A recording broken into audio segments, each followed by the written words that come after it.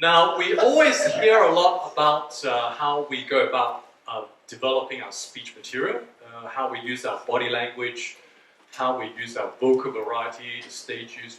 A lot of these technicalities we hear a lot about in workshops or within our clubs. And by all means, they're very, very important in terms of helping you develop your capabilities as a speaker. But at the same time, have you ever thought about just speaking and taking part in speech contests? It's very much like participating in a sports event. So every time we, all these really high caliber athletes in the Olympics and all that, they always talk about the other part of the preparation. So apart from the physical preparation, it's about the psychological preparation. And just like any other sports competition, when you take part in a speech contest, or indeed when you go out and onto the stage and try to speak to the best of your capabilities, the psychological preparation is equally as important as the other part of the preparation in towards either a speech contest or delivering a great speech, be it in the Toastmasters or at work. So, whilst there's always, as a speaker, you have to plan for all kinds of eventualities. So, so first and foremost, how many of you have taken part in a speech contest? Oh, majority, so I think the majority of you know what I'm talking about. When you take a stage, it's very different to speaking in your club, isn't it? So you're nervous, there's lots of people who you don't know looking at you, there's expectations from yourself, your club members, your supporters, and indeed the other facets of the situation. And when you actually prepare, a lot of speakers just prepare the material. So you write the speech, you rehearse, you get feedback from your club members, so on and so forth. But what I try to share with you this afternoon is the other part of the psychological preparation. And just like any other sports, for example, the Olympic high jumper, for example, when the athlete prepares himself or herself to go over that bar in a contest or in a competition, the person has actually a coach which coaches that athlete to actually how to visualize himself or herself to go over the bar. So that athlete spends, I don't know, hours beforehand visualizing himself or herself going over that bar. Okay? So, in terms of the slide material, which I was actually trying to go through. Now, how many of you know like Tiger Woods? Yeah. Okay, Tiger Woods. Now, Tiger Woods was a great visionary. When Tiger Woods was, before he even started competing competitively for money, what he used to do is he would actually go onto the golf course and he would spend hours, apart from practicing his strokes, he would spend hours visualizing that ball going into that hole. Okay. Now, how many of you have heard of Walt Disney? Of course you have, right? The Disneyland and all that. So Walt Disney, did you know that Walt Disney died before the first Disney World actually was built? But before he died, he was able to actually accurately and correctly, and in using a lot of descriptive words, be able to describe exactly what Disney World would look like. So in other words, before the actual physical structure and framework was built, his visions was able to influence those around him to build the Disney World in accordance with the way that he saw it. And that's part of, like you see with Tiger Woods, like you see with Walt Disney. These great visionaries brought not just himself to fame, but also he was able to actually get across to that image to everybody else who naturally nowadays would able to envisage his success as well. And I'll just go to the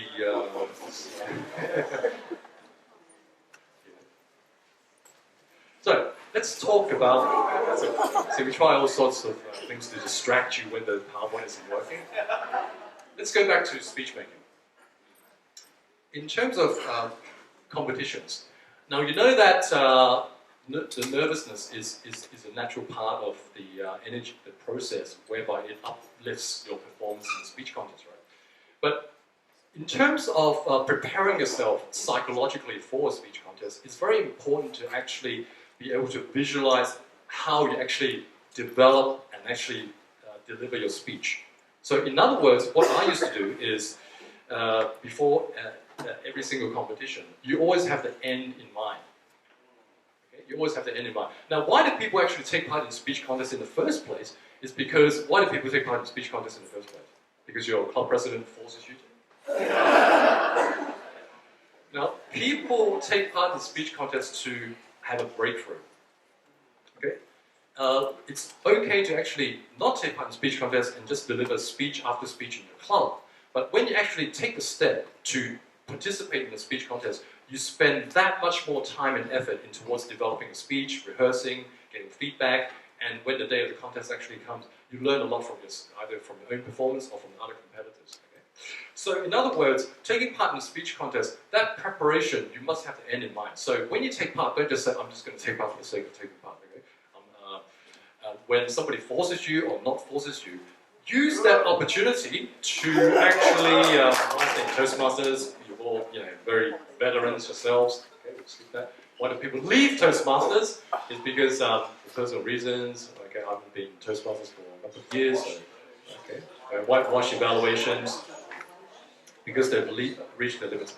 Now, as I was saying before the PowerPoint came online, is that we take part in because they believe they've reached their limits and they don't have a breakthrough. So therefore, the fastest way to improve, that was me like 10 years ago, to participate in speech contests, as a number of you have types of speech contests, there's the international, it doesn't matter what type of speech contest you take part in, just take part in a speech contest to have that breakthrough. Now, you don't have to be brilliant to succeed. I mean, I've won a few awards, and just look at me, right? I'm an engineer by profession. Engineers by nature, they don't know how to read or write or speak properly, so obviously you don't have to be brilliant to succeed. It's a process. In terms of the contest rules, now those of you who've taken part in speech contests as a judge or as a contestant will know those rules by heart. And to succeed, once again, it's just like taking part in, like if you've joined an army or some physical training, you know that to succeed or to get through without giving up is 70% mental and 30% physical. So in terms of speech making or speech contests, that physical part is about the writing of speech, rehearsing, getting feedback, all that. But 70% of that mental preparation will go towards either whether you actually succeed, win an award, or actually have that breakthrough that you've always wanted to have. And therefore, part of that breakthrough is that I don't know why that slide is out, but part of it, you need a breakthrough, is that using visualization. Going into the core of the presentation right now, the hidden rules of speech contests is that you have to understand there's a need for a positive, upbeat message. So if you take part in a contest, you just talk about people dying around you, and you start sobbing, you start crying, and you make everybody feel miserable, you're not going to win. Okay? So there's a little need for deep, meaningful thought. Now that's a bit controversial. I understand that in a lot of speech contests, they always talk about speech value and what you can take away, the meaning of life and all that. But if you look at the past champions who've won numerous awards and all that, in that 7 minutes, to be honest, if you go too deep, and you start talking about the meaning of life and start debating, why we're here and all that, right? You're going to bore everybody to death and you're not going to win. So it has to be entertaining and touching, but not manipulative. So in other words, there may be some experiences that you want to share with the audience, which are touching moments, but you don't want to manipulate those touching moments in towards making everybody feel that you're fake or phony. Why do I share that with you is because part of that visualizing is that you need to visualize yourself to be very positive going into preparing for your speech contest.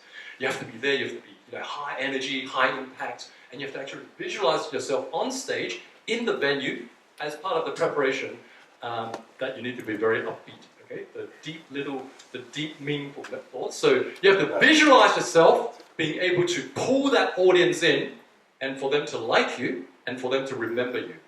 And with that, before you even start putting pen to paper, or nowadays, before you actually use your keyboard to write that first sentence as part of that speech for your speech contest, understand that you don't go too deep. Once again, that visualization helps as well.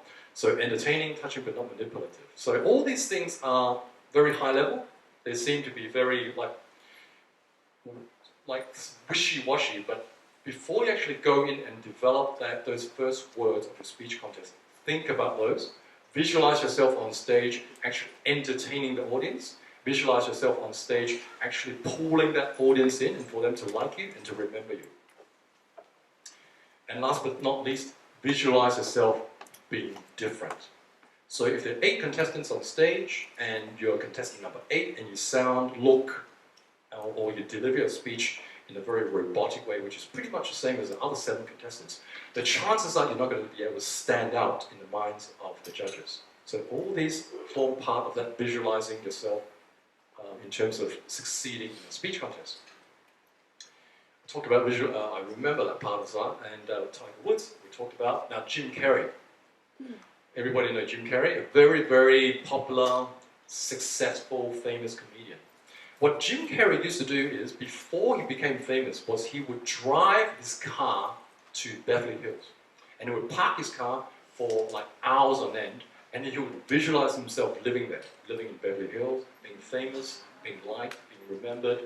And he would, at one time he actually shared with the reporters that he wrote a check to himself for $10 million US for acting services rendered. So that was even before he became famous or well known. So he was able to act on his visions, and because as with all visionaries, it's a self-fulfilling prophecy. So once you start going that path into towards visualizing yourself to success, you start acting, be it consciously or subconsciously, towards that goal. Walt Disney, okay, so we talked about that. Athletes use mental imageries. So in a speech contest, you visualize yourself on stage, like I said, being entertaining, delivering a speech with high impact, for the audience to love you, laugh with you. It's a self-fulfilling prophecy. So if you go into a speech contest, or indeed if you're not even a speech contest, you just go and deliver a speech, for example, to your work colleagues or to your boss or the board of directors, and you just say, oh yeah, I just want to get through that, then you're not going to have that impact that you would have otherwise if you actually visualize yourself for them, the audience, to like you. So how to visualize? The clarity, the detail. So when I say visualize, I don't mean just sort of think about that trophy. When I say visualize, actually it's very descriptive. The details, what you're going to be wearing on stage, where the audience is going to be sitting, where your friends are going to be sitting. Okay? Know where your friends are sitting, so know where your, not your friends are sitting, your enemies, I know Talos is sitting in the fourth row. So you don't look at that person. So the completeness, so that all that sensories that our bodies have, the sense, the touch, the smell, emotions such as the pride of winning, or when you lift that trophy afterwards, all these sort of sensories and images, you use your visions to visualize before or during the development of your speech material and rehearsals. So focus, you do it consciously. So be it whether you're going to be in a bath, taking a shower, driving, taking an MTR, or taking a railway, or whatever you do, visualize that, use that process to visualize your way to what I described above. Who knows this guy? Okay. So he was last year's world champion of public speaking. Right? So every year we have this contest called the International Speech Contest. Okay? So I think now is now is actually the International Speech Contest, and I think we're just having a district speech contest now. So the winner of the district speech contest goes to the semi-finals. In this year is in the US, Las Vegas, right? So if we backtrack a little bit, now the contestants, I don't know how many contestants we have here, who is going to take part in the district, 6 contestants. So what I used to do is before the district contest, or even before the club contest, I would view the DVDs of the previous world champion. So in this case, it would be last year's world champion, and actually get and feel what it would actually feel like for that person to lift that trophy, and the music, the clapping, the response from the audience, and you visualize yourself.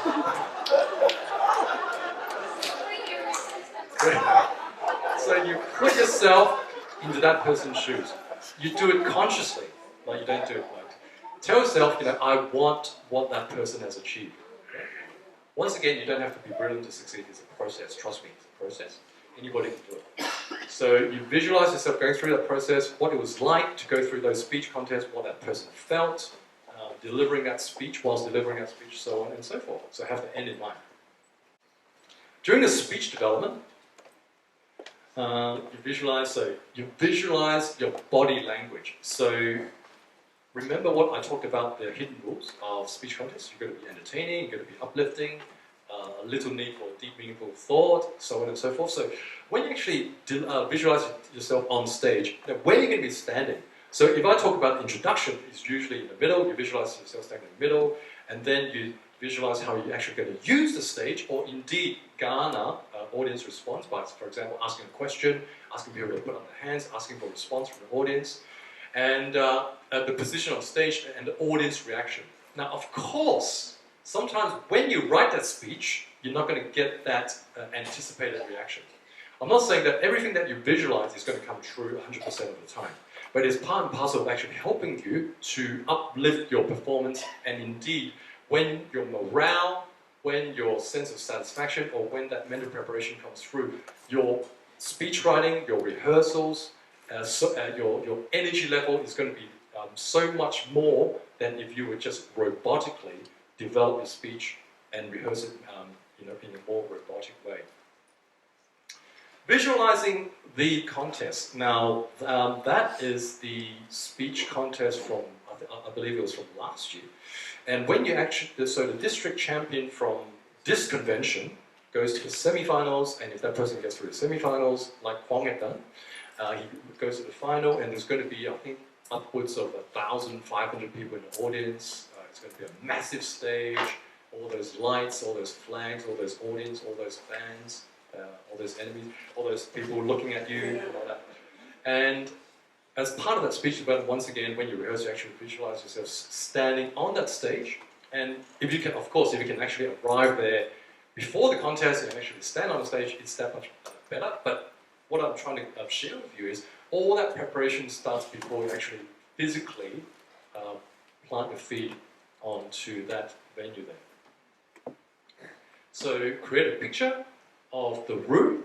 So for example, before I came today, I visualized yourself sitting there exactly, exactly. I knew that Sean Lin was going to be sitting there. I knew that the MC was going to be singing. I'm just kidding.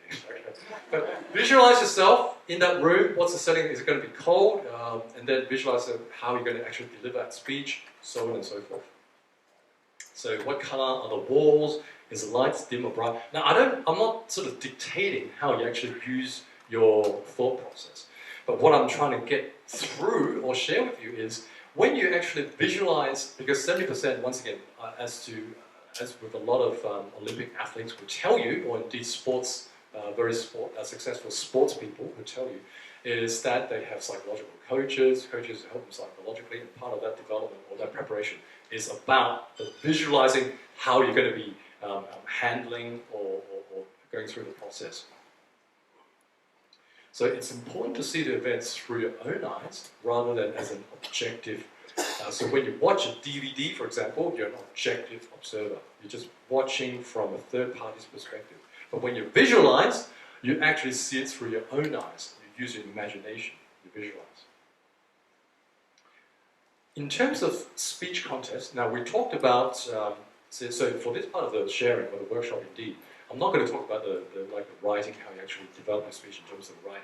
I'm not going to talk about how you're going to rehearse, how many times you rehearse and all that. It's more focused on the mental and the other parts of actually preparing yourself for a speech contest. So other good habits are be open and receptive.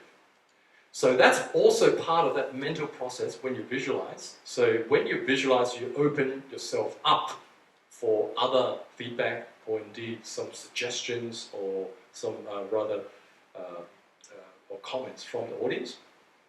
So you be very open. So you study successful speaking once again. So if you look at last year's world champion, why was he successful? Why was he able to? Why did the judge pick him?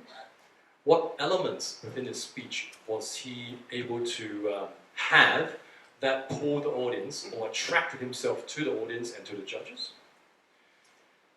And find a mentor. So what the mentor is very important, because the mentor's job, most of the time, if that mentor is doing his job or his job properly, is that you help that mentee psychologically. Now, how many of you are mentors? Okay. Have you ever had mentees come up to you and say, I feel very nervous, I'm very scared, I think I'm not doing a good job, and all that? So as a mentor, what is the first thing that you would do? Would you say, no, just go and rehearse your speech 100 times and all that? So as a mentor, you usually guide that person psychologically, right? And you put that person at ease. You tell the person, oh, it's okay, you're doing a very good job. Try this and that, try going to the movies, doing more sports. So even as a mentor, you're helping that mentee go through that psychological process. Now, your breakthrough is, first of all, you have to set your goal. If you did not enroll yourself into a speech contest this year, after this workshop, you have to enroll for the next year's or the upcoming speech contest. Right? Is that a promise? Okay, so set your goals. Before you do anything, you have to set a goal. So I'm going to take part in next year's international speech contest, and I'm going to be able to visualize myself going through that contest experience, what I'm going to wear, what type of speech I'm going to have, the impact I'm going to have on my audience, and then create a vision. So picture as to how your goal can be unfolded. So going through the rounds, the club, the area, the division, the district, the semi-finals, and finals. So believe me, one person has to win the world champion of public speaking. Because it's the rules, right? So one person has to win. So why can't it be you? Okay? Now, a lot of world champions, I know at least 3 or 4 have actually, in a contest period or in that contest year, it was the first time they've taken part in a speech contest. Now you can say, oh, that person was naturally gifted, there are elements of luck and all that. That may be true, but what I'm trying to share is that because one person has to win, and the person who gets through those club, area, division, district and all that, there's certain elements as to why the audience like that person or the judges like that person. And that's part and parcel of that high energy, the rapport with the audience, the camaraderie with the audience, the development of the speech material, so on and so forth. And a lot of world champions will tell you they don't just prepare for the speech itself, they prepare for the moment they take the speech. So the 2001 world champion Darren LaCroix, have you watched his speech, Ouch? Okay. If you've been to his workshop, or if you've listened to his tapes or CDs or videos or DVDs, he will tell you that when he went through the contest period, the preparation that he did was that he was prepared to out-prepare all the other speech contestants, meaning that he was ready to actually put in a lot of effort and time. But at the same time, he prepared himself psychologically. So when he actually took the stage, it was like he said he shared that it was like he was standing in his own living room. Because he has lived and thought about that moment at least hundreds of times.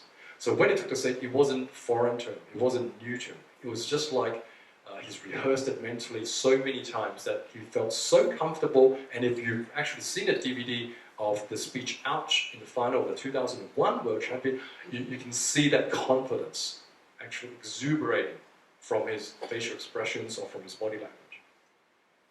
So focus on it regularly. Like I said before, when you drive, when you eat, when you go to the toilet, or even when you go to the movies, keep thinking about it, okay? Go through that mental process, the visualization of how you actually deliver your speech, the audience response, and reinforce and affirm. So get a mentor.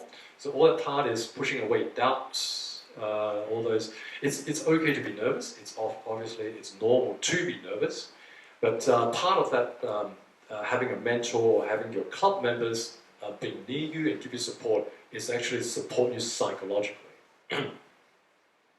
So positive statements to yourself, look in the mirror and say, I'm going to win, I'm going to be a next world champion of public speaking. And I've been saying that for the past 15 years, even though it hasn't materialized, but I'm still very hopeful. I still say that when I go to the toilet and I look at myself in the mirror. So, one day, I'm going to be the world champion of public speaking.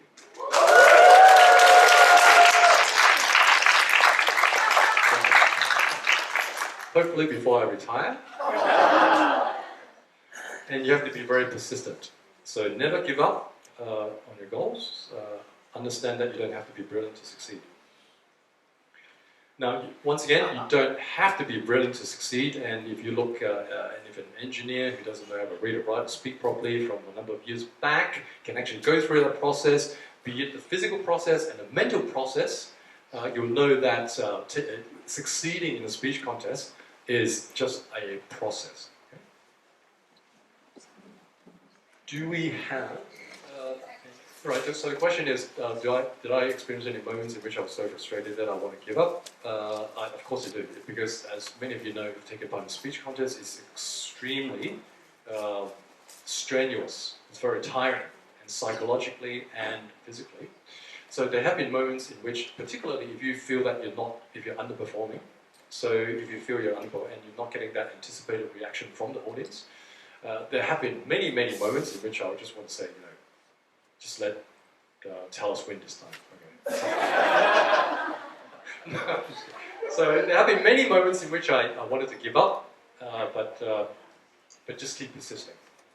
What's the purpose of pursuing a champion in your own mind, and also what do you do with it? Thank you. It was because a number of years back I used to be an engineer and I just didn't like my job as an engineer. So honestly speaking, I felt that I was more into engaging people. I like to meet people, and so that part of my experience actually motivated me or inspired me. And watching those around me who succeeded in speech contests and how people love them, you get a lot of girls. They want to take photographs of you, but that's what inspired me. Is wanting to be the best at what I thought I could be, and even that trophy isn't everything, but the process is more important. What if the situation you imagine is different when you go on stage? Like the audience is so cold that they are not responding to you, but you imagine, oh, they are so hot. Then what are you going to do, or in your experience, what have you done on that? Okay, thank you, Chris. Definitely, particularly in an area contest. In an area contest, the audience response is usually, out of all those rounds of contest, usually the most minimal. Because in an area contest, you have many other speech contestants there who are also cheering their own club representatives. So even if you say something inspirational or something that's really, really humorous, the chances are the other club members or from other clubs, they'll just don't very cold. So it doesn't matter, because once again, you're not when you prepare yourself for the contest, you're not just preparing yourself for the contest, you're preparing for the moment you take the stage. So all that mental and visionary, all those visualization goes into uplift the energy of your speech delivery. So even when you actually hit that moment and you're not getting that anticipated reaction, your energy level is such that people will be able to see, the judges will be able to see your high, the energy level and all that. And usually, even if you don't get the audience reaction as if you did in a club contest or in a division or in a district, the chances are that you still do very well.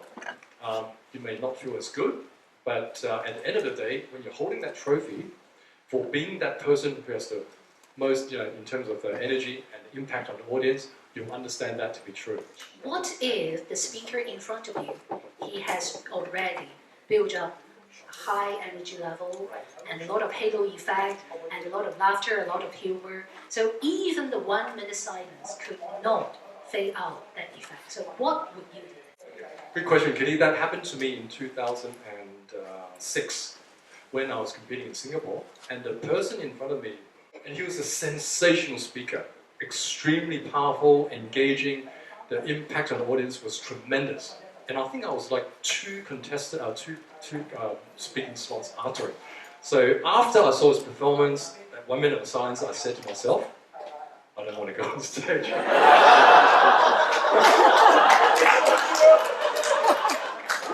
I don't want to be after it. Those moments are true, but it's also a learning experience. You get nervous, you don't want to be there, even though people around you, your friends are saying, don't worry, you know, you'll do just as well. And you just go, yeah, right.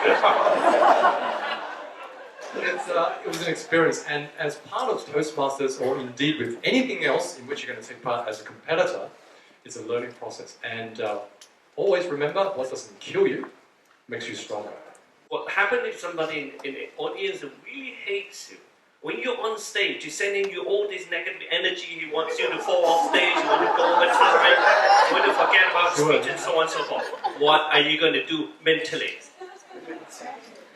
You have to, now part of, now this is very true, part of that preparation mentally is that when I used to prepare myself mentally, I always used to think that I have to please everybody. So in my speech, I have to get 100% good feedback from my club members in order to proceed to the contest.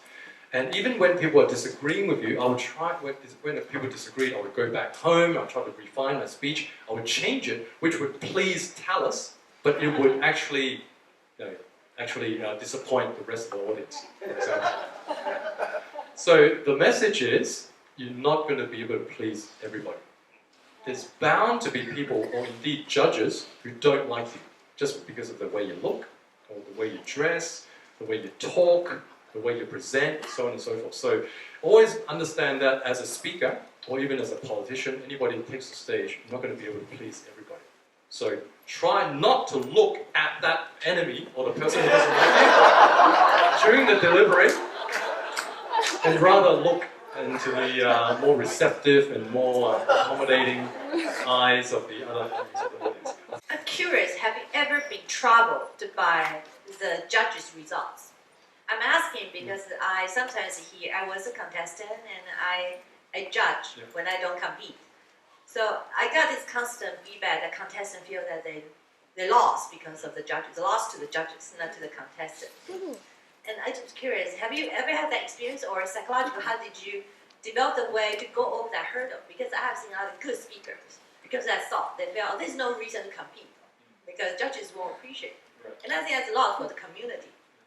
So I have been keeping thinking about this circle for a couple of years, and I have no solution, so I'm very curious to hear your experience. That's a very good question, because that is actually psychological damaging itself. I mean, as a speech contestant, and if the audience loved you, everybody said you should have won, you should have won. I'm sure you've heard that before, right? I always get people, you should have won. I don't know why you lost, it must be the judges. But the judges are humans too, right? The judges. And actually, just to show you, the reason why Talus is my enemy is every time I competed, when Talus was the judge, I never win.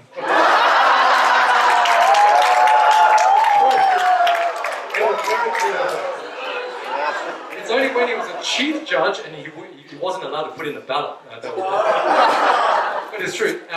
You have to go through that psychological process whereby even if you please the audience, you may not be able to please the judges. I'll give you an example. In the inter-district contest, which is now the semi-finals of the, it's the very first event of a 4-day convention in the US, or I think there was one held in Malaysia.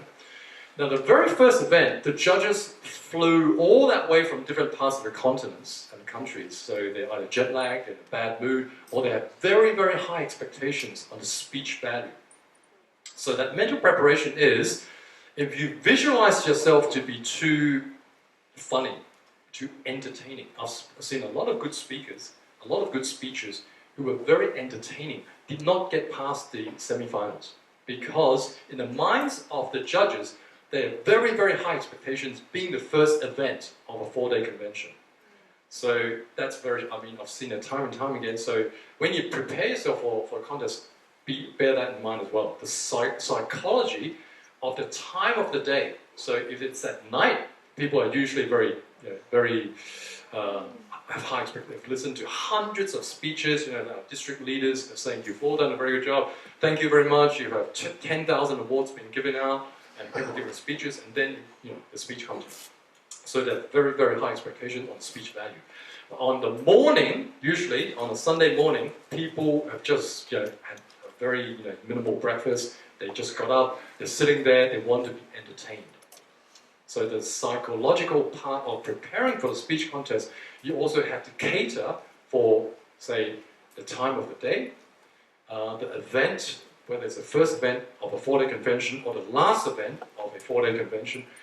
You have to actually give due consideration to all those things as well. But yes, the judges are human beings, and sometimes they do mistakes.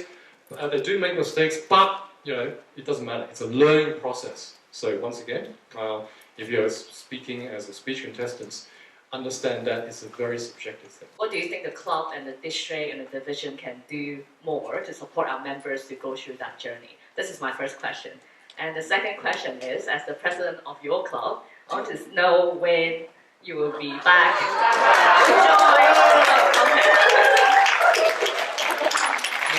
For the second question, I've been visualizing myself going back to the club many times. And sorry, what was the first question? I think, yes, I think a lot of people who have actually won awards in Toastmasters should actually come forward and coach, mentor a lot of people actually taking part in the speech contest. That's very true, because if you've been through the motions, if you've been to the events, if you've flown to other countries to take part in the speech contest, that experience is something that cannot be, it's invaluable. So that sharing, that mentoring, that coaching, and that psychologically preparing the next person to take the stage and to fly to other countries to prepare is very important. So I think the district leaders can actually think about setting up a panel, a club, or not a club, but a sort of like a panel of people who have actually been through the speech contest to come forward and help the other speech contestants. And which form do you say is the most effective? Okay, that's a good question. I think the most effective is actually a thing that you have to understand as a speaker, like I said before, is judges can be subjective. You may not win. So part of that visualizing is be able to accept that you may not win. So you go all that way to visualize yourself to pick up that winning trophy, but at the same time you also have to prepare yourself when you do not win, how you're going to visualize yourself to accept the fact that you're going to be able to persist and come back the next year. Because one thing wonderful about Toastmasters is there's no age limit, apart from if you're under 18. But the older you are, there's no limits. You can come from an elderly home, you can still compete and all that. So you can keep coming back, keep persisting, keep visualizing. But I agree. One of the most important part of that visualizing yourself is that sometimes you go through the moments up to the point in time when you take a stage, you own the stage, you've been there mentally hundreds of times, but at the end of the day, if it's not something that you anticipated or you want, you also be able to visualize yourself how you're going to keep persisting to come back next time.